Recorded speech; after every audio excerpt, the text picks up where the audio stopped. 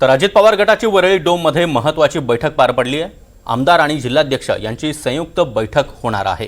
स्थानिक स्वराज्य संस्था निवडणूक संदर्भात अजित पवार या बैठकीमध्ये चर्चा करणार आहेत। आमदार संग्राम जगताप हे देखील या बैठकीला हजर राहणार आहेत।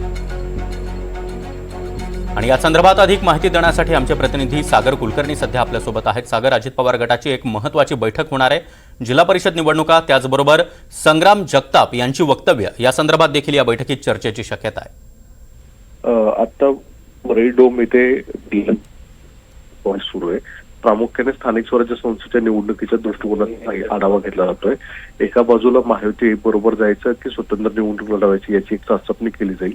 त्याचवेळी संग्राम जगताप जे वादग्रस्त वारंवार विधान करतायत आणि समज त्यांना देण्यात आलेला आहे, तरी देखील विधान थांबत नाही आहेत। त्या दृष्टिकोनातून संग्राम जगताप यांना या बैठकीला विशेष बोलवण्यात आलेलं आहे।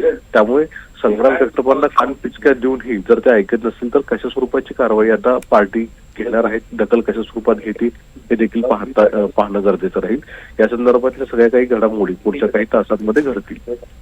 नक्कीच सागर, त्यामुळे आता या बैठकीमध्ये महापालिका असेल, त्याचबरोबर जिल्हा परिषद या निवडणुकीसंदर्भात नेमकी काय चर्चा होते हे देखील पाहणं तितकंच महत्त्वाचं असणार आहे। त्याचबरोबर संग्राम जगताप यांची गेल्या काही दिवसातली वादग्रस्त वक्तव्य पाहिली, त्या संदर्भात आता अजित पवार संग्राम जगताप यांना काही सूचना देतात का हे देखील पाहणं तितकंच महत्त्वाचं असेल। धन्यवाद तुम्ही दिलेल्या या माहितीसाठी।